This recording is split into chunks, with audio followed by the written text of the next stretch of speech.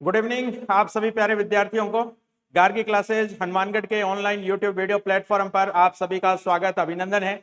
राजस्थान भूगोल की video series में हम लगातार एक के बाद एक टॉपिक के ऊपर चर्चा कर रहे थे, जिसमें हमने राजस्थान का भौतिक विभाजन और भौतिक प्रदेशों के बारे में विस्तृत अध्ययन हमने कर लिया था। आज इस वीडियो सीरीज का सेकेंड टॉपिक जो राजस्थान की जलवायु से संबंधित है, राजस्थान की क्लाइमेट से रिलेटेड है, बहुत ही महत्वपूर्ण टॉपिक है। और जैसा मैं आपको पहले भी बताता रहा हूं कि आरपीएससी और अधीनस्थ बोर्ड के इतिहास का ऐसा कोई पेपर नहीं है जिसमें राजस्थान की जलवायु से क्वेश्चन पुट नहीं हुआ हो। और इसमें भी विशेष रूप से बहुत ही महत्वपूर्ण जलवायु का वर्गीकरण जो हर एक पेपर के अंदर लगभग पूछा जाता है। इन तमाम टॉपिक्स के ऊपर अपने इस वीडियो के अंदर 2-3 पार्ट्स के अंदर चर्चा करेंगे। तो आज हम राजस्थान की जलवायु किस प्रकार की है, राजस्थान की जलवायु को प्रभावित करने वाले कारक कौन कौन से, और फिर राजस्थान में जलवायु की दृष्टि से कितनी ऋतुएं हमें देखने को मिलती है, ये सारी बातें हम इस वीडियो लेक्चर में डिस्कस करने वाले हैं। तो सबसे पहले अपने जलवायु जो वर्ड है इसका मीनिंग समझने की कोशिश करते हैं। ये हमारी पृथ्वी है, ये पृथ्वी है हमारी, और इस पृथ्वी के चारों तरफ ये पृथ्वी को घेरे हुए हमारा वायुमंडल है। ये वाला पार्ट ये पृथ्वी को घेरे रखने वाला वायुमंडल है। इस वायुमंडल के अंदर टाइम टू टाइम बहुत सारे परिवर्तन आते रहते हैं।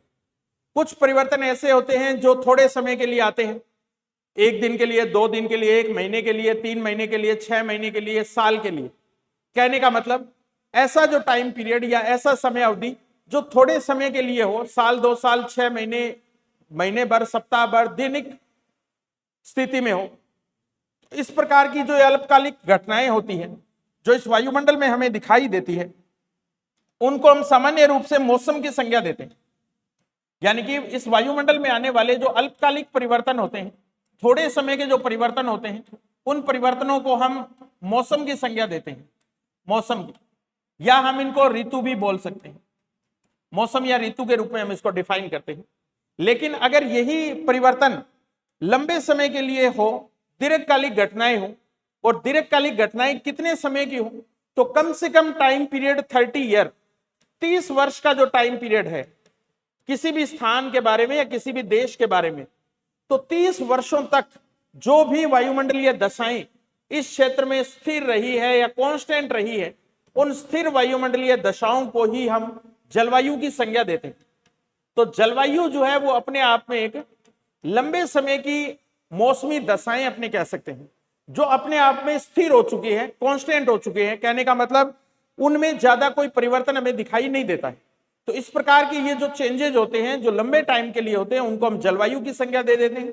और थोड़े समय के लिए या अल्पकालिक रूप से जो चेंजेस वायुमंडलीय दशाओं में हमें दिखाई देते हैं, वो किसी भी पैटर्न पर हो सकते हैं, तापमान में, दबाव में, हवाओं में, वर्षा में, आर्द्रता में, किसी भी प्रकार के चेंजेस हो, वो सारे चेंजेस जो थोड़े समय के लिए होते हैं उनको मौसम बोलते हैं। और यही मौसमी दशाएं जब 30 वर्षों तक लगातार कांस्टेंट रहती है, तो वही मौसमी दशाएं अपने आप में जलवायु बनाती हैं। यानी कि जलवायु इन्हीं मौसमी दशाओं का लॉन्ग टाइम के लिए या दीर्घ समय के लिए स्थायी स्वरूप होता है। तो अब आपके समझ में आ गया होगा, पहले तो ये बेसिक टर्म क्या है, जलवायु क्या होती है, और मौसम और जलवायु या मौसम, ऋतु और जलवायु में डिफरेंस क्या होता है, ये हमने पहले पॉइंट के रूप में पढ़ा। अब ये जो जलवायु है, इस जलवायु का निर्धारण कौन करता है, इसके निर्धारक कौन होते हैं?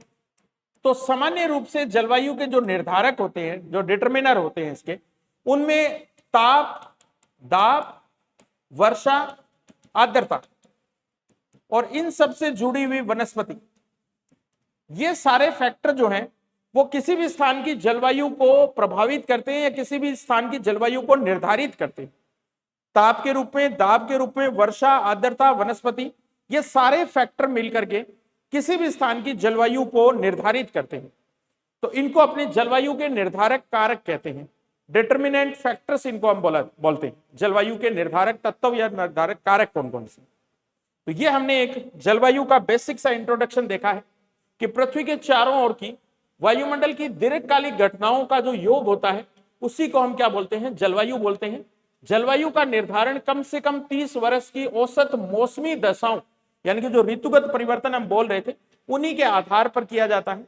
और अब हम देखेंगे कि राजस्थान में किस प्रकार की जलवायु हमें दिखाई देती है, किस प्रकार की जलवायु हमें राजस्थान वाले क्षेत्र में दिखाई देगी।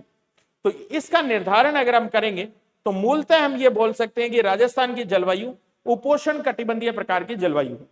अब ये कटिबंध और उपोष्ण क्या है, इसके बारे में हम सबसे पहले चर्चा इसी के बारे में करने वाले हैं। तो सबसे इंपॉर्टेंट पॉइंट हम आगे पढ़ रहे हैं कि राजस्थान की जलवायु को प्रभावित करने वाले कारक कौन कौन से हमारे पास, राजस्थान की जलवायु को कौन कौन से फैक्टर इफेक्ट करते हैं, उनकी अपने बात करते हैं। सबसे इंपॉर्टेंट बात है राजस्थान की अक्षांशीय स्थिति। अक्षांशीय स्थिति राजस्थान की किस प्रकार की, तो अक्षांशीय स्थिति के हिसाब से अगर राजस्थान को हम देखेंगे तो राजस्थान उत्तरी अक्षांशों के अंदर स्थित हमारा एक राज्य है। और इन उत्तरी अक्षांशों में अगर हम बात करेंगे तो राजस्थान का सबसे दक्षिणतम वाला जो पॉइंट है हमारा बांसवाड़ा डिस्ट्रिक्ट से रिलेटेड है। बांसवाड़ा डिस्ट्रिक्ट वाला जो पार्ट है 23 डिग्री 3 मिनट, ठीक है। यहां से राजस्थान का अक्षांशीय विस्तार को अपने सबसे दक्षिण वाले पॉइंट से डिफाइन करते हैं। इसके बाद में अगर हम सबसे ऊपर वाले पॉइंट पर जाएं, सबसे ऊपर वाला पॉइंट हमारा, ठीक है, तो ये जो पॉइंट रहता है हमारा, ये गंगानगर डिस्ट्रिक्ट का पॉइंट रहता है, यानी कि सबसे उत्तर वाला जो अक्षांश है हमारा, जिसको हम 37 डिग्री अक्षांश बोलते हैं लगभग अपने कंप्लीट डिजिट के रूप में बात करें तो ये हमारा अक्षांशीय विस्तार रहता है, ठीक है। ये हमारा क्या रहता है, अक्षांशीय विस्तार रहता है।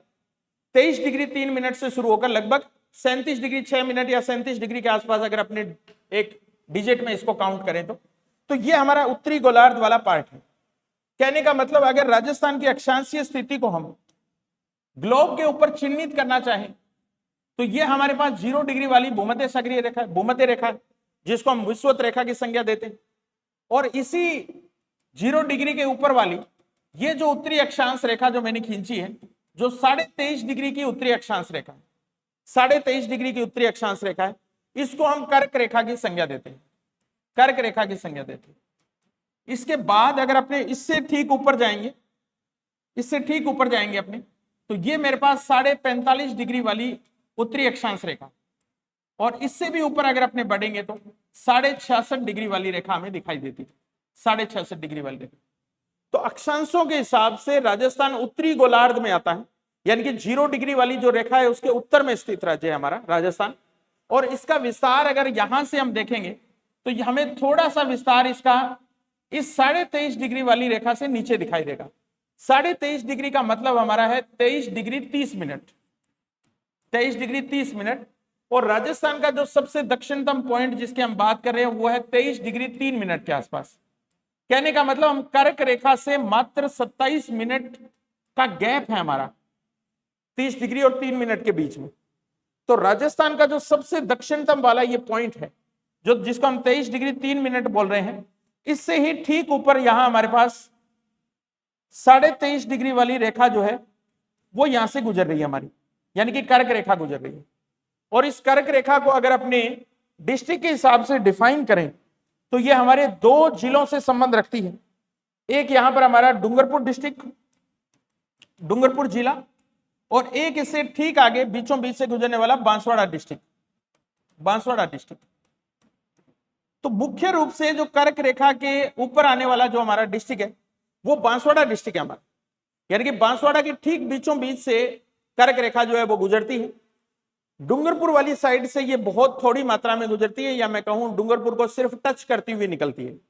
इसका जो मुख्य लंबाई है कर्क रेखा की वो हमें दिखाई देती है बांसवाड़ा डिस्ट्रिक्ट। तो अब अगर अपने ताप कटिबंध के हिसाब से, ताप कटिबंध के हिसाब से अगर हम इस पूरे गोलार्ध को डिवाइड करना चाहें, उत्तरी गोलार्ध को, तो ये वाला जो पॉइंट है हमारे, जो 0 डिग्री वाली रेखा से 23.5 डिग्री वाली रेखा के बीच में है, इनको हम मूलतः उष्ण कटिबंध की संज्ञा देते हैं, उष्ण कटिबंध की संज्ञा देते हैं। इसको हम ट्रॉपिकल रीजन बोलते हैं। इससे ठीक ऊपर वाला ये जो एरिया है हमारे पास, ये वाला जो एरिया है जो 23.5 डिग्री से लेकर 45.5 डिग्री के बीच में है, इसको हम उपोष्ण कटिबंध की संज्ञा देते, सब ट्रॉपिकल जोन बोल देते अपने इसको, उपोष्ण कटिबंध की संज्ञा देते। तो अगर राजस्थान की हम मूल लोकेशन की बात करें तो देखिए आप 23.5 डिग्री से लेकर हमने 37 डिग्री के आसपास तक माना है। तो कहने का मतलब राजस्थान का जो मुख्य विस्तार हमें दिखाई देगा वो 23.5 डिग्री रेखा के उत्तर में दिखाई देगा। तो राजस्थान को ताप कटिबंध के हिसाब से अगर अपने डिवाइड करें तो इसमें बांसवाड़ा जो डिस्ट्रिक्ट है हमारा वो उष्ण प्रकार के ताप कटिबंध में शामिल रहता है। ये जो एरिया है ये उष्ण प्रकार की जलवायु या उष्ण कटिबंध जो है ताप का उसके हिसाब से रहेगा। बाकी जो राजस्थान का अधिकांश भाग है वो हमारा कौन से ताप कटिबंध में आ रहा है, उपोष्ण कटिबंध में आ रहा है, उपोष्ण कटिबंध में। तो राजस्थान का अधिकांश भाग जिस कटिबंध में स्थित है उसको हम बोलते हैं उपोष्ण कटिबंध। और राजस्थान का एक ऐसा जिला जो उष्ण कटिबंध वाली श्रेणी में आता है वो डिस्ट्रिक्ट हमारा कौन सा रहता है, बांसवाड़ा डिस्ट्रिक्ट, बांसवाड़ा जिला। इसके अलावा जितने भी राजस्थान का ताप कटिबंध है वो सारा किस प्रकार का है, उपोष्ण प्रकार का है। तो अब ये जो एरिया हम बात कर रहे थे जिसकी टारगेट कर रहे थे हम उष्ण कटिबंध के रूप में, इसको उष्ण कटिबंध की संज्ञा हम इसीलिए देते हैं क्योंकि पृथ्वी का जो ग्लोब है उसके ऊपर ये वाली जो लोकेशन रहती है हमारे पास 23.5 डिग्री उत्तर में और 23.5 डिग्री ही दक्षिण में, ये भाग सबसे ज्यादा सूर्य ताप प्राप्त करता है। पूरे वर्ष भर सर्वाधिक सूर्य ताप यही पड़ता है। कहने का मतलब सूर्य की किरणें सर्वाधिक सीधी अगर किसी रीजन में हमें दिखाई देती है या पड़ती है तो वो रीजन हमारा यही रहता है 23.5 डिग्री कर्क रेखा के यानी कि उत्तर वाली से 23.5 डिग्री दक्षिण वाली जो मकर रेखा है हमारी, इन दोनों के बीच में सबसे ज्यादा सूर्य की किरणें सीधी पड़ती है पूरे वर्ष पर। इसलिए ये वाला जो पार्ट है ये सर्वाधिक सूर्य ताप प्राप्त करता है, इसलिए यहाँ तापमान अपेक्षाकृत थोड़ा ज्यादा रहता है, इसलिए इसको हम उष्ण कटिबंध की संज्ञा देते हैं। जैसे जैसे हम 23.5 डिग्री से उत्तर की तरफ जाएंगे वैसे वैसे सूर्य की किरणों का तिरछापन बढ़ता जाएगा, सीधापन कम होता जाएगा और तिरछापन क्या होता जाएगा, बढ़ता जाएगा, और उसकी वजह से इस एरिया में तापमान निरंतर कम होते जाते हैं।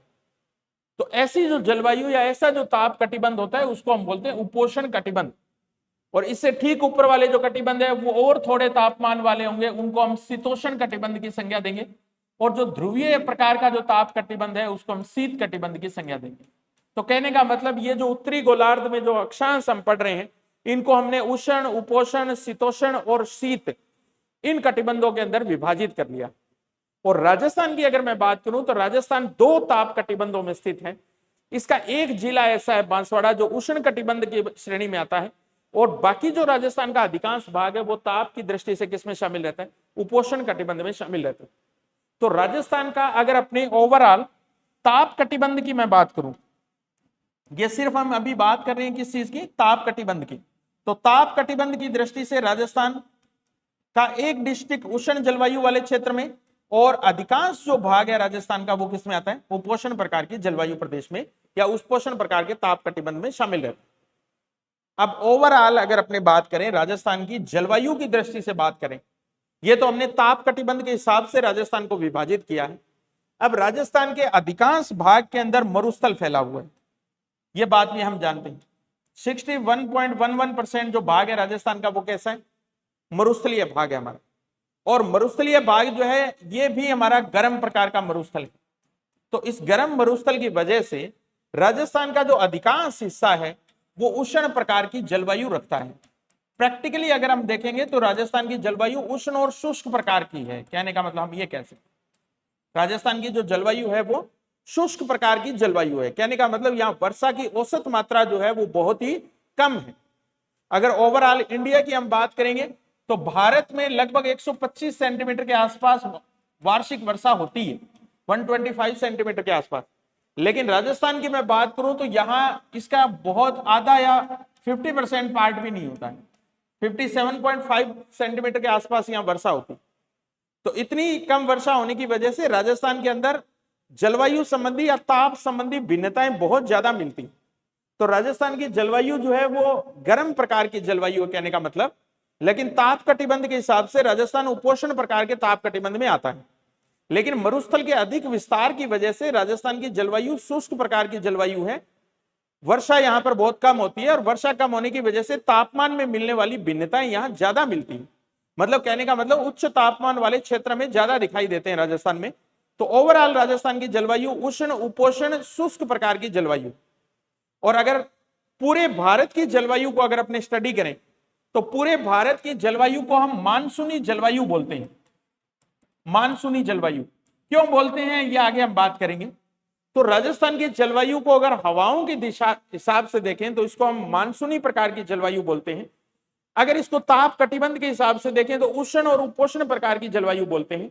अगर हम इसको प्रैक्टिकली या व्यवहारिक रूप से देखें तो राजस्थान की जलवायु उष्ण और शुष्क प्रकार की जलवायु है। क्योंकि यहाँ वर्षा की मात्रा क्या रहती है, कम रहती।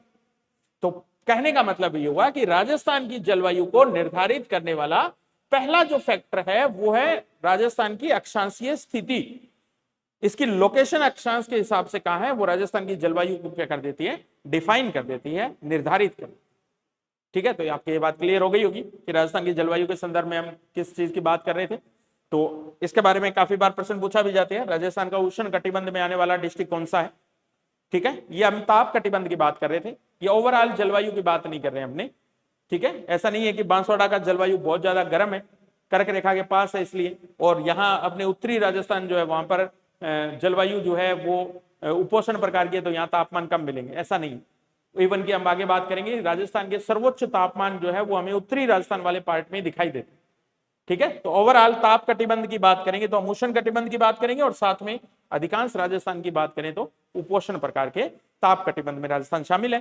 प्रैक्टिकली अगर देखें तो राजस्थान की जलवायु मानसूनी प्रकार की, उष्ण प्रकार की और शुष्क प्रकार की जलवायु दिखाई देती है, और इसका मुख्य कारण जो है वो हमारे पास है राजस्थान के 61.11% भाग पर मरुस्थल का विस्तार होना, और वो मरुस्थल भी कैसी कैटेगरी का है, गर्म मरुस्थल वाली श्रेणी में आता है।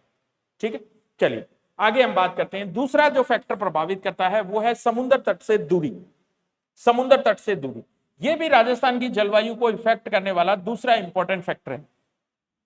देखिए आप, समुद्र तट से दूरी अगर अपने मैप पे देखें तो भारत का जो प्रायद्वीपीय पठार वाला जो क्षेत्र है हमारा, इस प्रायद्वीपीय पठार के तीन तरफ समुद्र लगता है हमारे। ठीक है, इसके तीन तरफ समुद्र स्थित है। तो ऐसे स्थान जो समुद्र के किनारे पर होते हैं या समुद्र की सीमा के पास पास स्थित होते हैं, उन स्थानों पर तापमान में मिलने वाली भिन्नताएं बहुत कम होती है।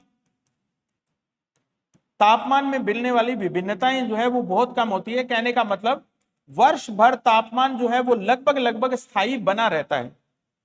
अगर सर्दियों के मौसम की बात करेंगे तो उस समय भी टेम्परेचर 18, 15, 17 डिग्री बना रहेगा, और गर्मियों के समय में भी बात करेंगे तो वहां टेम्परेचर जो है वो 35-40 डिग्री के आसपास बना रहेगा। कहने का मतलब जो ताप में अंतर है वो वहां पे बहुत कम मिलते हैं, या भारत के अन्य भागों की तुलना में वहां तापमान संबंधी भिन्नताएं देखने को कम मिलती।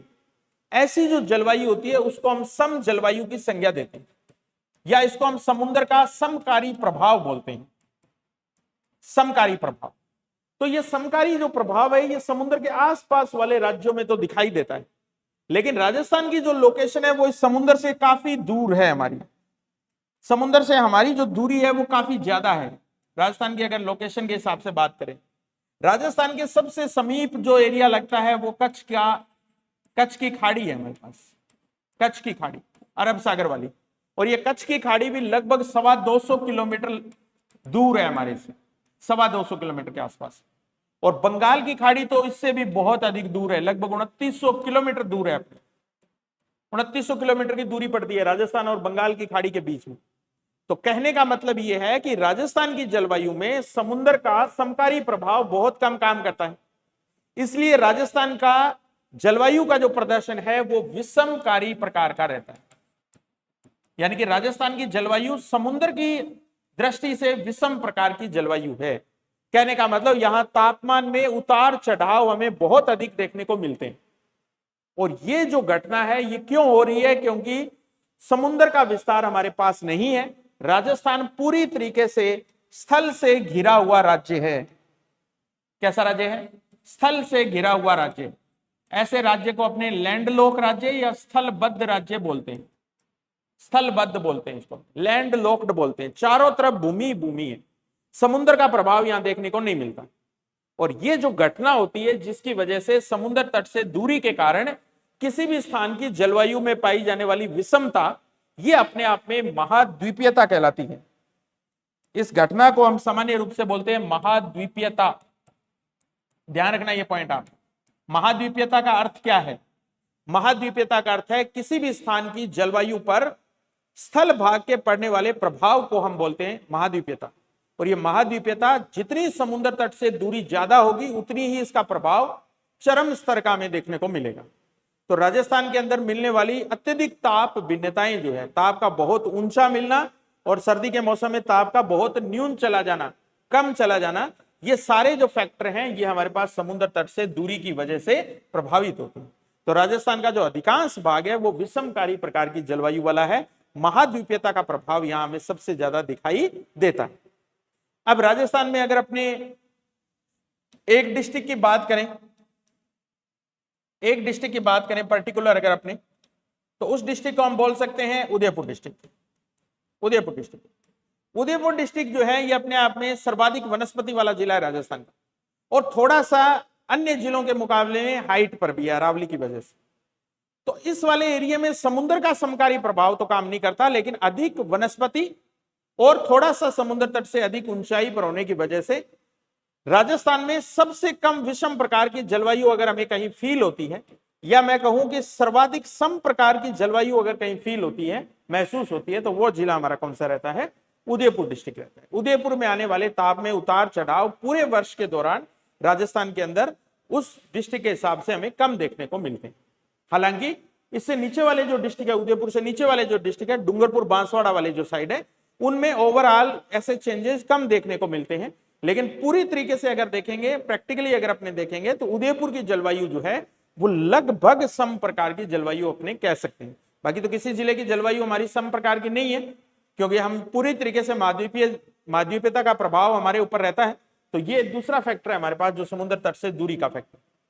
तीसरा फैक्टर जो हमारे यहाँ काम करता है वो है समुद्र तल से ऊंचाई। अब ऊंचाई का फैक्टर क्या है? तो एक सामान्य नियम हमारा ये कहता है जलवायु का कि जैसे जैसे हम धरातल से ऊंचाई की तरफ जाते हैं, जैसे जैसे ऊंचाई की तरफ जाते हैं, तो तापमान में कमी आती है, ताप में कमी आती है। और ये ताप में कमी हम ये मान सकते हैं कि 165 मीटर के हाइट पर जाने के साथ 1 डिग्री सेंटीग्रेड कम होता जाता है टेम्परेचर, जो है 1 डिग्री सेंटीग्रेड जो है वो टेम्परेचर डाउन होता चला जाता है। लेकिन ये समान रूप से डाउन नहीं होता है। अभी तो हमसे एक सामान्य बात कर रहे हैं कि ऊंचाई पर जाने के साथ साथ तापमान में गिरावट दर्ज होती है। अब राजस्थान का जो अधिकांश धरातल है वो अगर हम देखें तो 250 से 300 मीटर की ऊंचाई वाला है, और विशेष रूप से अगर बात करें तो मरुस्थल की, जो 61% भाग पर फैला हुआ है। तो ये जो ऊंचाई है समुद्र तल से, ये बहुत कम ऊंचाई। इसके विपरीत अगर हम एक ऐसे स्थान की बात करें जो हमारे राजस्थान का सबसे पीक पॉइंट है ऊंचाई की दृष्टि से, जिसको हम बोले माउंट आबू वाला एरिया, तो माउंट आबू वाला जो पठारी प्रदेश है हमारा, या जो पर्वतीय प्रदेश है, इस पर्वतीय प्रदेश के ऊपर हमें ऊंचाई का प्रभाव स्पष्ट रूप से दिखाई देता है। यानी कि राजस्थान का सबसे ठंडा जो स्थान अगर अपने देखें गर्मियों के समय में, ग्रीष्म काल के समय में, या शीतकाल के समय में, तो वो हमारा कौन सा रहता है? माउंट आबू वाला एरिया रहता है। क्यों? क्योंकि ऊंचाई पर होने की वजह से, ऊंचाई पर जाने के साथ साथ वहां तापमान में क्या आती है? कमी आती है। और सर्दियों के मौसम में तो माउंट आबू का टेम्परेचर 0 डिग्री सेंटीग्रेड या उससे भी डाउन चला जाता है। तो वहां की एक फेमस झील है नक्की झील, जिसको हम बोलते हैं माउंट आबू की, वो सर्दियों में जमने वाली राजस्थान की एकमात्र झील मानी जाती है। यानी कि बहुत वर्षों के बाद में ऐसा होता है जब वहां टेम्परेचर जो है वो इतना डाउन चला जाता है कि नक्की झील जो है वो उसमें बर्फ जम जाती है। तो समुद्र तल से ऊंचाई का प्रभाव जो है वो हमें विशेष रूप से दिखाई देता है माउंट आबू वाले पर्वतीय क्षेत्र में। इसके बाद में एक इंपॉर्टेंट फैक्टर ये भी है हमारा कि राजस्थान में फैली हुई एक पर्वत श्रृंखला, जिसको हम अरावली श्रृंखला के नाम से जानते हैं, उसका प्रभाव भी राजस्थान की जलवायु पर स्पष्ट रूप से हमें दिखाई देता है। अगर अरावली की लोकेशन को अपने मार्क करेंगे, तो अरावली राजस्थान के लगभग बीचों बीच से गुजरता हुआ, पूरी तरीके से नहीं, लगभग बीचों बीच से गुजरता हुआ ये हमारा एक पर्वतीय प्रदेश है। अब हम आगे देखेंगे कि जब राजस्थान के अंदर मानसून एंट्री करता है, राजस्थान में मानसूनी हवाएं एंटर करती हैं, तो उसमें जो शाखा हमारी अरब सागर की तरफ से आती है, अरब सागर की तरफ से आती है, उसकी एंट्री जो है वो राजस्थान में इस अरावली के साथ साथ या इसके समानांतर रहती है, अरावली के समानांतर आगे की तरफ बढ़ती है। और इसी वजह से अरब सागर वाली जो शाखा है उससे राजस्थान में बहुत कम वर्षा हो पाती है। हालांकि अरब सागर वाला क्षेत्र राजस्थान के बहुत निकट स्थित है, समुद्री हवाएं गुजरात को पार करके सीधा राजस्थान को प्रभावित करती हैं, लेकिन बावजूद उसके हमारे राजस्थान में अरब सागरीय शाखा से कम वर्षा होती है। इसके पीछे एक बड़ा रीजन ये है कि मानसूनी हवाएं, जो दक्षिण पश्चिम मानसून है हमारा, वो अरावली के समानांतर आगे की तरफ बढ़ता है। तो राजस्थान में कम वर्षा होने का एक फैक्टर ये भी है कि अरावली जो है उसमें अरब सागरीय शाखा जो है वो अरावली के समानांतर आगे की तरफ बढ़ती है। दूसरी बात अगर देखें, दूसरी साइड से आने वाली हमारी एक शाखा बंगाल की खाड़ी की शाखा, इस बंगाल की खाड़ी की शाखा के ठीक है, ये ठीक सामने एक अवरोध के रूप में खड़ी है, समकोण के रूप में खड़ी है। लेकिन अरावली की जो एवरेज हाइट है वो उसके मूल हाइट की तुलना में बहुत कम है। अरावली जब उत्पन्न हुई थी, मैंने बताया था इसकी हाइट लगभग 2700 मीटर के आसपास हुआ करती, और अरावली आज अवशिष्ट पर्वत के रूप में मौजूद है। कहने का मतलब इसकी एवरेज हाइट 2700 मीटर से कम होकर 930 मीटर पर आ गई है। तो ये जो मानसूनी हवाएं जो बंगाल की खाड़ी की तरफ से राजस्थान में एंट्री करती हैं, बंगाल की खाड़ी का मानसून हम इसको बोलते हैं, पूर्वैया हम इसको बोलते हैं, पूर्व की तरफ से आने वाला। तो ये पूर्वैया या बंगाल की खाड़ी के मानसून के सामने अवरोध तो जरूर उत्पन्न करती है, लेकिन अरावली की एवरेज हाइट कम होने की वजह से ये इन हवाओं को रोकने में कामयाब कम हो पाती है। और यही रीजन है कि अरावली राजस्थान की जलवायु में कम वर्षा के लिए उत्तरदायी है। तो कम वर्षा इसलिए हो पाती है क्योंकि एक तरफ तो समानांतर आगे बढ़ती है और एक तरफ इसकी ऊंचाई जो है वो क्या कर देती है, अरावली के साथ वर्षा को कम कर देती है। तो इसी वजह से राजस्थान में शुष्क प्रकार की जलवायु हमें विशेष रूप से देखने को मिलती है। ठीक, इसके बाद में हम देखें राजस्थान की धरातल की संरचना।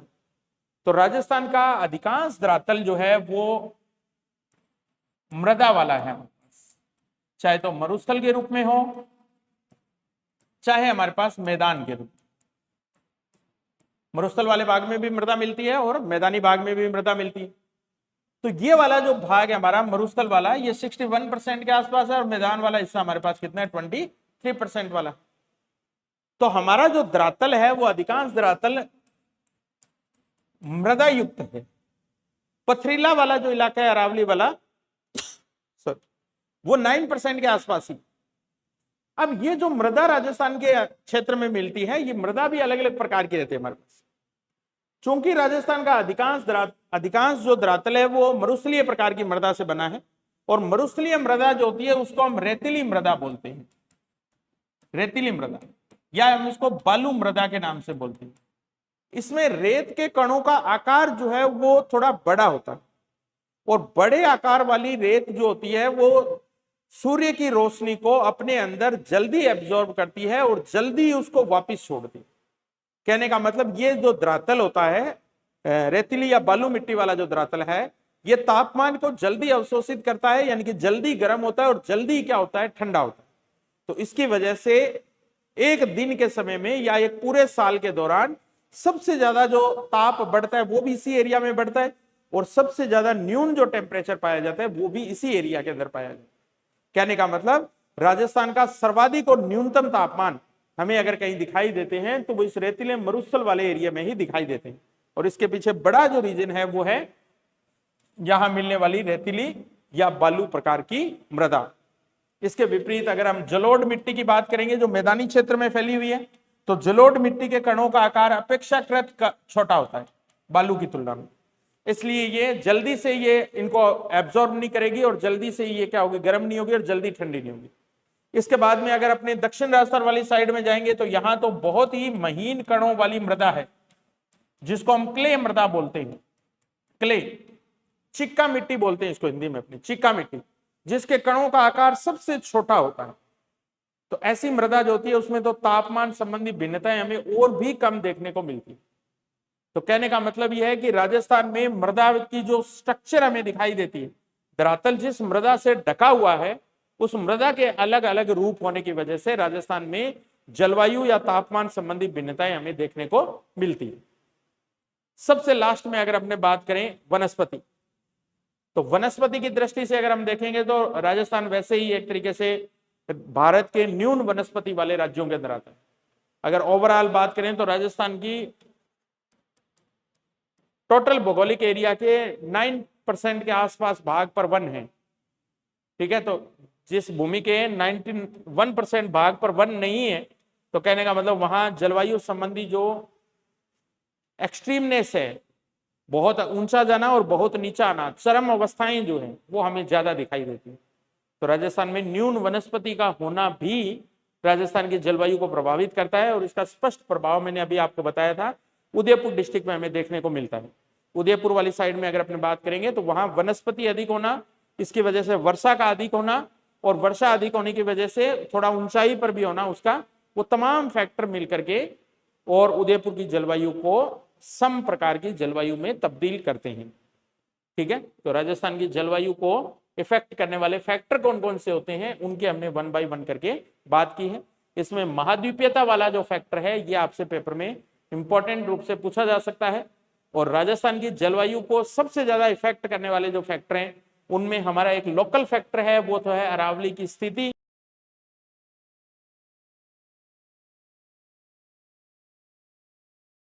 कि पूरी तरीके से राजस्थान स्थल भाग से घिरा हुआ या चारों तरफ भूमि से घिरा हुआ भाग है, तो इसकी वजह से यहाँ तापमान में मिलने वाली भिन्नताएं यानी कि बहुत ऊंचा जाना तापमान और बहुत नीचा आना तापमान, ये विशेषताएं हमें यहाँ दिखाई देती है।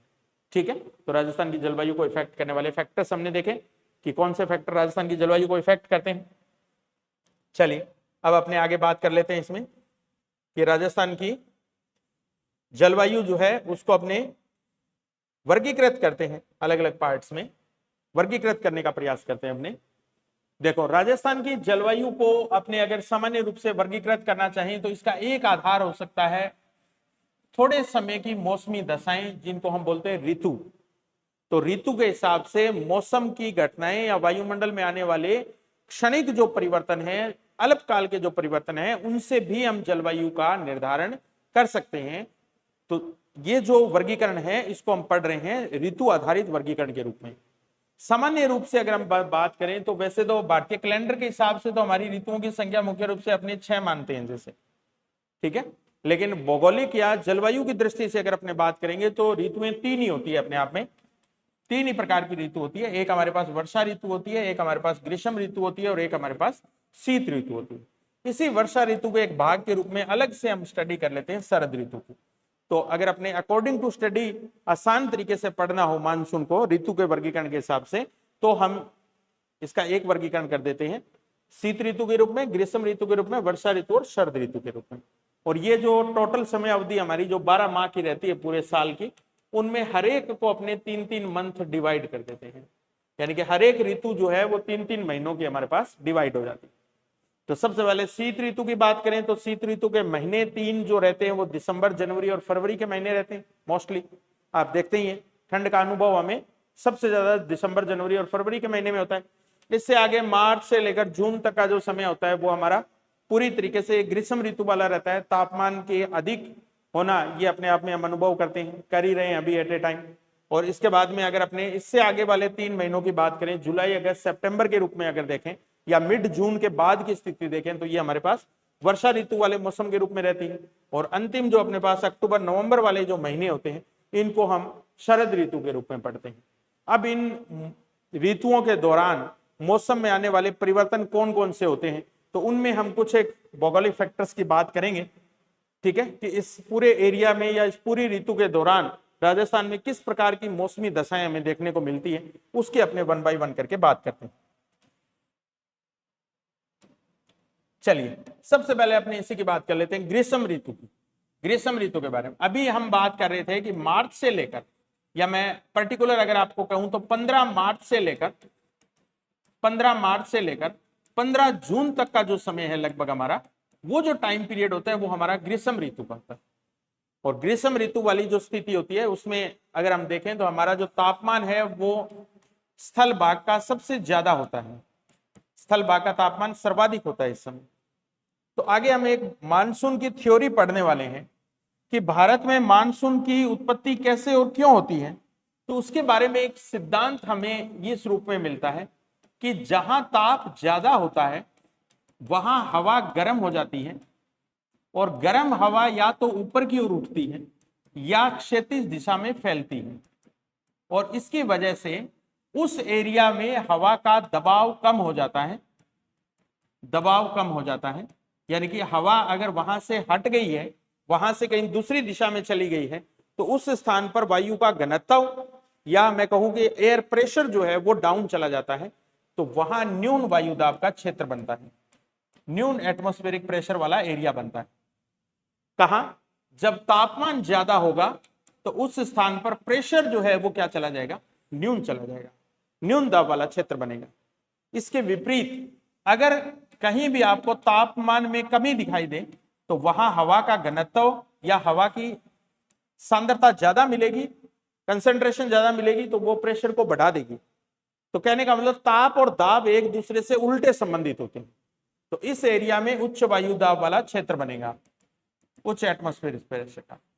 और जो पवनें होती है हमारी, वो पवनें हमेशा उच्च वायु दाब वाले क्षेत्र से न्यून वायु दाब वाले क्षेत्र की ओर चलती। तो एक तो थ्योरी में सिद्धांत ये काम करता है हमारे पास। दूसरा, इसी का एक क्लासिकल बात और अगर मैं कहूं आपसे, तो वो ये है कि जल वाला जो भाग होता है, जलीय भाग, वो जल्दी से गर्म नहीं होता, जल्दी गर्म नहीं होता और जल्दी ठंडा नहीं होता। इसकी ये विशेष बात होती है। पानी की विशिष्ट ऊष्मा ज्यादा होती है और इसकी वजह से विशिष्ट ऊष्मा ज्यादा होने से ये जल्दी से हीट को एब्जॉर्ब नहीं करेगा, धीरे धीरे करके गर्म होगा। इसके विपरीत जो स्थल वाला भाग होता है या मृदा वाला भाग होता है, ये इसके उल्टे काम करता है, वो जल्दी गर्म हो जाता है और जल्दी क्या हो जाता है हमारे पास? ठंडा हो जाता है। तो इसके कारण स्थल वाले भाग पर तापमान का बढ़ना और घटना अचानक होंगे और जल वाले भाग पर ये अपेक्षाकृत धीरे धीरे होंगे। तो अब आप इस थ्योरी को राजस्थान में अप्लाई करके देखिए। जून का महीना है हमारा, जून के महीने में हमारा तापमान टॉप पर चला गया है। कहने का मतलब हमारे इस एरिया में प्रेशर जो है वो क्या हो गया है? कम हो गया, प्रेशर डाउन चला गया है। और इसके विपरीत अगर जलीय भाग की बात करें, अरब सागर वाले क्षेत्र से अगर अपने देखें, तो जलीय भाग में टेम्परेचर उतना हाई नहीं होता जितना स्थल भाग पे हो गया है। कहने का मतलब स्थल भाग की तुलना में तापमान यहां कम मिलता है और इसकी वजह से यहां पर हमारे पास प्रेशर जो है वो थोड़ा सा क्या मिलेगा? हमें ज्यादा मिलेगा। तो कहने का मतलब जून वाला जो महीना है या ग्रीष्म ऋतु वाला जो महीना है, उस समय जल वाले भाग से स्थल वाले भाग की ओर हवाएं चलना शुरू होती है। यानी कि अगर आपसे पूछ ले ग्रीष्म काल के दौरान राजस्थान में हवाओं का प्रवाह किस से किस ओर रहता है, तो ये जल वाले भाग से किस तरफ जा रही है? स्थल वाले भाग की तरफ जा रही है। तो जो हवाएं जल भाग से चलेगी उनमें कोई ना कोई नमी आर्द्रता होगी, तो वो हवाएं जब किसी ऐसे स्थान पर जाएगी जहां प्रेशर जो है वो न्यून है, कम है, तो उस एरिया के प्रेशर को कंट्रोल करेगी या उस प्रेशर को एडजस्ट करेगी, संतुलित करेगी, और साथ ही अपनी नमी जो है उसका प्रभाव भी उस एरिया में हमें दिखाई देगा। तो राजस्थान में जब हम इन पवनों के प्रवाह को देखेंगे कि राजस्थान की जलवायु में ग्रीष्म काल के दौरान किस प्रकार की पवनें चलती हैं, तो मानसूनी पवनों के हिसाब से देखें तो ये पवनें स्थल भाग, जल भाग से किस तरफ जाएगी? स्थल भाग की तरफ जाएगी।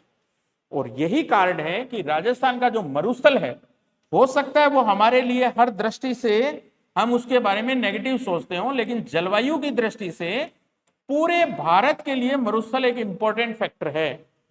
क्योंकि अगर मरुस्थल नहीं हो, कहने का मतलब मरुस्थल की बालू मिट्टी नहीं हो जो जल्दी गर्म होती है और जल्दी ठंडी होती है, तो जून के महीने में पूरे उत्तर भारत का न्यूनतम प्रेशर जो क्रिएट करता है या सबसे न्यूनतम जो दाब पाया जाता है वो इसी मरुस्थल में पाया जाता है। तो मरुस्थल का मानसून की दृष्टि से महत्व इस बात को लेकर है कि ये समुद्री जो हवाएं होती है, जल वाले हिस्से से चलने वाली हवाएं होती है, उसको अपनी तरफ आकर्षित करता है और मानसून जो है उसको खींचकर भारत में एंट्री दिलवाता है।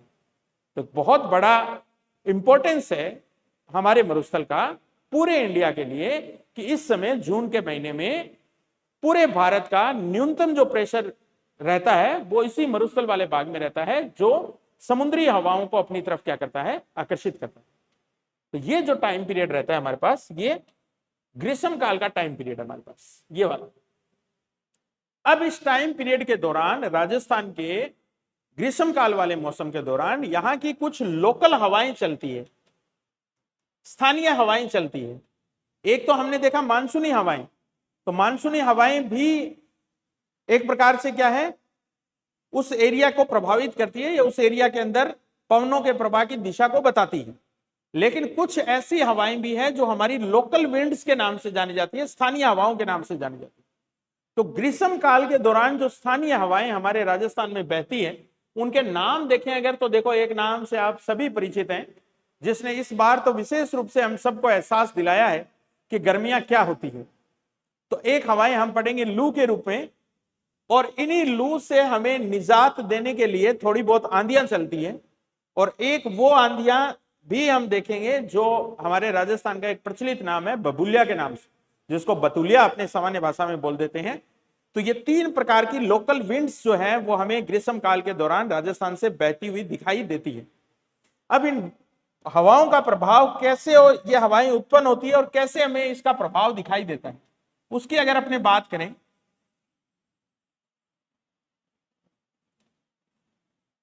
देखिए आप राजस्थान की जलवायु में हवाएं ये जो चल रही है, इनका इफेक्ट कैसे देखने को मिलता है उसकी बात करते हैं। जैसा मैंने आपको बताया, जून के महीने में टेम्परेचर जो है वो पूरे प्रमाण पर है, हाईएस्ट है, और इस समय प्रेशर जो है वो डाउन चला गया है, प्रेशर कम हो गया है, और इस समय इसी मरुस्थलीय एरिया से कुछ हवाएं चलना शुरू होती है। तो जब ये हवा का टेम्परेचर बढ़ेगा, हवा का तापमान बढ़ेगा, तो हवा गर्म होगी, और गर्म हवा जो होती है वो 2 प्रकार से फैलती है। या तो उसका प्रवाह ऊपर की तरफ होगा, नीचे से ऊपर की तरफ ऊपर उठेगी, या उसका प्रवाह जो है वो स्थल के साथ साथ होगा।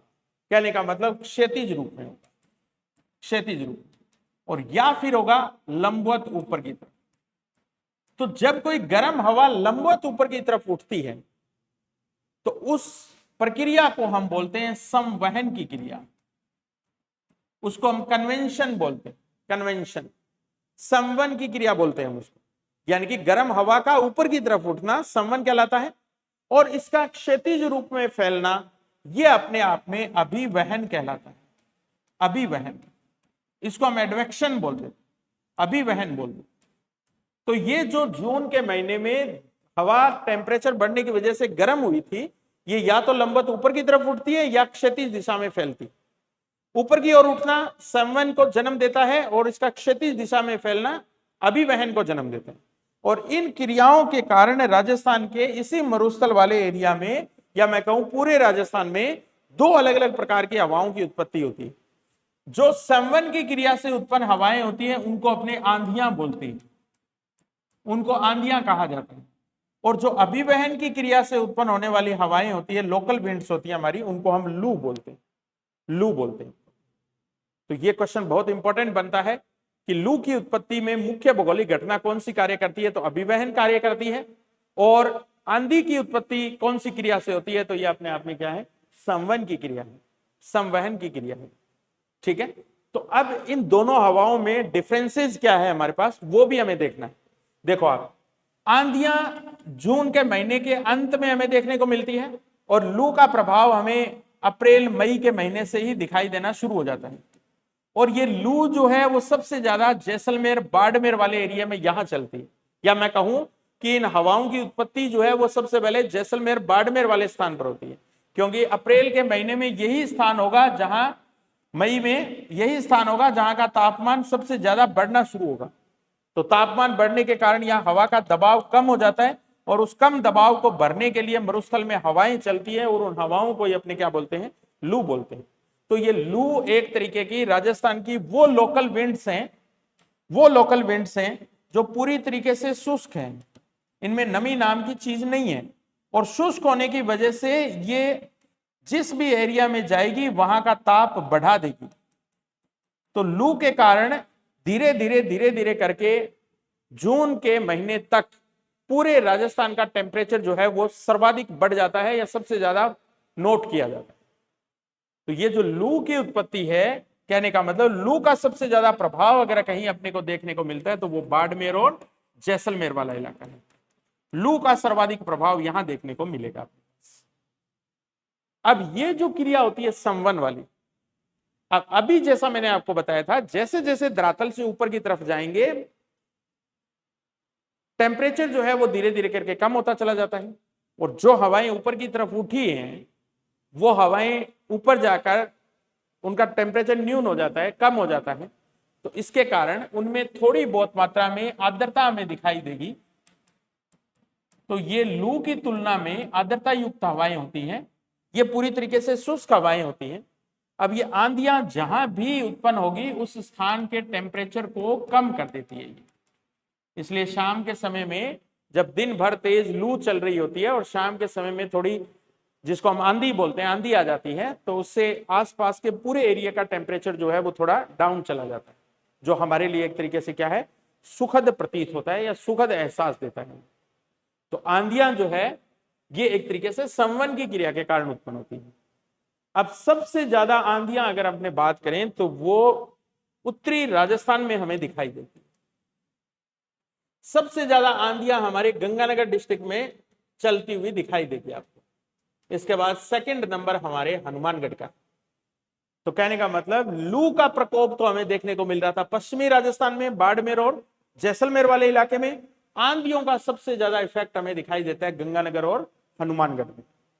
अगर गंगानगर की औसत रूप से मैं बात करूं तो ये जो 19 डेज जिसकी हम बात कर रहे हैं, 3 महीनों की, या 3 महीनों से लेकर 4 महीनों के बीच का समय अगर अपने बात करें 120 डेज, तो इनमें 28 दिन ऐसे होते हैं जब गंगानगर डिस्ट्रिक्ट के अंदर आंधियों का प्रकोप हमें देखने को मिलता है। और दूसरा नंबर इन्हीं का भाई, इन्हीं से अलग होकर बना हुआ डिस्ट्रिक्ट हनुमानगढ़, लगभग 24 दिन जो है वो हमारे क्या रहते हैं, आंधियों वाले रहते हैं। तो आप रोजाना इसको फील कर रहे हैं, इन दिनों में देख ही रहे होंगे कि हर 2-3 दिन के बाद में एक बार हमें आंधी का एहसास हो ही जाता है। तो दिन भर लू के बाद शाम को आंधी जो है वो तेज हवाओं के साथ संवन की क्रिया के कारण उत्पन्न होती है, और ये इसमें थोड़ी बहुत मात्रा में आर्द्रता रहती है, और इसके कारण ये किसी भी स्थान का तापमान क्या कर देती है, कम कर देती है। तो सर्वाधिक आंधियों वाले जिले जो अगर अपने देखें तो गंगानगर, हनुमानगढ़। इसके विपरीत जो हवाएं होती है वो लू वाली होती है, और लू का शुष्कतापन होना, उसके तापमान को बढ़ाना, ये सब घटनाएं हमें दिखाई देती है कहां, बाड़मेर और जैसलमेर वाले इलाके। इसके बाद तीसरी हवाएं जिनकी हम बात करें थे, बबुलिया के रूप में। बबुलिया जो होते हैं ना, ये अपने आप में एक तरीके के प्रति चक्रवात होते हैं, एंटी साइक्लोन होते हैं, एक तरीके के प्रति चक्रवात होते हैं। जब किसी भी स्थान का ताप अचानक से गिर जाए, पूरे स्थान का नहीं, एक छोटे से स्थान का ताप अचानक कम हो जाए, तो अचानक कम होते ही उस स्थान का प्रेशर अचानक से क्या हो जाता है, बढ़ जाता है। और प्रेशर बढ़ने के कारण उच्च वायु दाब वाले क्षेत्र से हवाएं न्यून वायु दाब वाले क्षेत्र की ओर प्रवाहित होती है, और इसके कारण अचानक हवाओं का एक बवंडर बनता है, एक चक्रवातीय हवाएं पैदा होती है, और उन्हीं हवाओं को हम क्या बोलते हैं, बबुलिया बोलते हैं। उन्हीं हवाओं को हम क्या बोलते हैं, बबुलिया की संज्ञा देते हैं। और ये बबुलिया जो है वो सबसे ज्यादा राजस्थान में अगर कहीं बनते हैं तो वो प्यारे बीकानेर में बनते हैं। प्यारे बीकानेर में सबसे ज्यादा बबुलिया में दिखाई देते हैं। तो ये ग्रीष्म काल के दौरान राजस्थान में चलने वाली 3 अलग अलग प्रकार की हवाएं हैं, एक लू के रूप में, एक आंधियों के रूप में, और एक हमारे पास बबुलिया के रूप में। तो लू के रूप में अगर बात करें तो ये ग्रीष्म काल की गर्म और शुष्क हवाएं होती हैं, गर्म और शुष्क हवाएं होती हैं। इसके उत्पन्न होने का कारण अगर देखें तो वो है हमारे पास तापमान का अभिवहन, या इसको हम बोलें तो क्षैतिज संचरण, क्षैतिज दिशा में हवाओं का आगे बढ़ना। और इसका प्रभाव अगर हम देखेंगे तो ये तापमान में बढ़ोतरी उत्पन्न करती है। सर्वाधिक प्रभाव अगर हम देखेंगे तो बाड़मेर, या हम बात करें पश्चिमी जैसलमेर वाली जो साइड है, वहां इसका सबसे ज्यादा प्रभाव देखने को मिलता है। फिर अगर आंधियों की बात करें तो ये ग्रीष्म ऋतु में उत्पन्न होने वाली धूल भरी आर्द्र हवाएं होती है। कहने का मतलब इनमें थोड़ी बहुत मात्रा में क्या होती है, नमी की गुंजाइश रहती है। इनके उत्पन्न होने का कारण अगर पूछे तो तापमान का संवहन या तापमान का ऊर्ध्वाधर संचरण, ऊपर की तरफ होने वाला संचरण इसका कारण है। प्रभाव अगर देखें तो ये तापमान को, किसी भी स्थान के टेम्परेचर को क्या कर देती है, कम कर देती है, क्योंकि इनमें क्या पाई जाती है, आर्द्रता पाई जाती है। सबसे ज्यादा प्रभावित क्षेत्र अगर अपने बात करें तो हमारा कौन सा है, गंगानगर डिस्ट्रिक्ट। 27 या 28 दिन जो है वो आंधियों वाले एवरेज होते हैं हमारे गंगानगर के अंदर। लास्ट हवाएं हमारी कौन सी, बबुलिया के रूप में। ग्रीष्म ऋतु में उत्पन्न होने वाली धूल भरी चक्रवातीय हवाएं, साइक्लोनिक जो विंड्स होती हैं, उन्हीं को अपने क्या बोलते हैं, बबुलिया बोलते हैं। और सबसे ज्यादा प्रभावित क्षेत्र इससे हमारा कौन सा रहता है, बीकानेर रहता है। ठीक है, तो यह ग्रीष्म काल के दौरान हमने पहला एक टॉपिक कंसल्ट किया है, हम बहुत सारे टॉपिक कंसल्ट करने वाले हैं। इसी के अंदर हम कुछ और चीजें भी डिस्कस करेंगे। अभी तो सिर्फ हमने ग्रीष्म काल के दौरान चलने वाली पवनों की बात की है, इसके बाद ग्रीष्म काल के दौरान राजस्थान का तापमान कैसा रहता है उसकी बात करेंगे। इस काल के दौरान अगर राजस्थान में कहीं कोई थोड़ी बहुत वर्षा होती है तो उसकी बात करेंगे। इस समय हम बात करेंगे कि राजस्थान में तापांतर कैसे और कहाँ कितना रहता है उसकी बात करेंगे। राजस्थान में वाष्पोत्सर्जन जो है उसकी रेट क्या रहती है, ये सारी तमाम बातें हम ग्रीष्म ऋतु के मानसून के दौरान या ग्रीष्म काल के दौरान डिस्कस करने वाले हैं। आज हमने जो इस वीडियो लेक्चर में ग्रीष्म काल का जो पॉइंट हमने डिस्कस किया है वो है ग्रीष्म काल के दौरान चलने वाली पवनों के रूप में। आगे हम अगले वीडियो लेक्चर्स में इन बाकी के तमाम फैक्टर्स की भी बात करेंगे। यही फिर हम आगे शीत ऋतु में, वर्षा ऋतु में, इन्हीं सब चीजों के बारे में 1 बाय 1 करके अपने इसके ऊपर चर्चा करेंगे। तो आज का ये हमारा वीडियो लेक्चर राजस्थान की जलवायु किस प्रकार की है, उसको प्रभावित करने वाले फैक्टर कौन कौन से हैं, और राजस्थान में जो 4 ऋतुओं हमने पूरे वर्ष के डिसाइड कर रहे हैं उनमें ग्रीष्म ऋतु के मानसून की हमने शुरुआत की है। और उसमें सबसे पहले हमने देखा है कि ग्रीष्म काल के दौरान किस प्रकार की पवनें प्रवाहित होती है, वो तमाम बातें हमने इस वीडियो लेक्चर में डिस्कस की है। नेक्स्ट वीडियो लेक्चर में, कल के वीडियो लेक्चर में हम इसी टॉपिक को आगे बढ़ाएंगे। आप अपनी तैयारी बहुत जोर शोर से शुरू कीजिए। माननीय मुख्यमंत्री जो है उनके द्वारा भी बार बार इस बात को लेकर अनाउंस किया जा रहा है कि राजस्थान के युवाओं को नौकरी की कोई कमी नहीं रहने दी जाएगी, हर महीने भर्तियां निकाली जाएगी। तो आपके जीवन का सबसे गोल्डन टाइम पीरियड, स्वर्णिम काल शुरू होने वाला है इस सरकार के अंतर्गत, क्योंकि सरकार को बने हुए 6 महीने का वक्त हो चुका है। और अभी जब स्कूल की छुट्टियां समाप्त हो रही है और नए सेशन से स्कूलों की शुरुआत हो रही है, तो सरकार भी ये चाहेगी कि स्कूलों पर कम से कम तालाबंदियां हो, जनता का आक्रोश कम देखने को मिले, और बार बार अखबार में जैसे न्यूज़पेपर्स में खाली और रिक्त पदों की सूचना लगातार आती रहती है, गवर्नमेंट के ऊपर उसका प्रेशर पड़ता है और निश्चित रूप से गवर्नमेंट के द्वारा बड़ी भर्तियां राजस्थान में देखने को मिलेगी। क्योंकि पिछले 4 वर्षों से, या मैं कहूं 3-4 वर्षों से, ग्रेड 2 टीचर, ग्रेड 1 व्याख्याता और ग्रेड 3 की वैकेंसी जो है वो भी क्यू में है, कतार में है। और जिस प्रकार से नए बदलाव किए जा रहे हैं उस दृष्टि से महिला शक्ति को मैं विशेष रूप से कहूंगा कि आपके लिए घर से बाहर निकलने का, अपने जीवन को बदलने का, अपनी योग्यता को साबित करने का एक गोल्डन चांस आपके सामने है। तो चूकिएगा मत, लगाइए अपना तीर निशाने पर और हो जाइए सिलेक्ट। धन्यवाद। मिलेंगे कल नए वीडियो लेक्चर के साथ, नई ऊर्जा के साथ। तब तक के लिए धन्यवाद।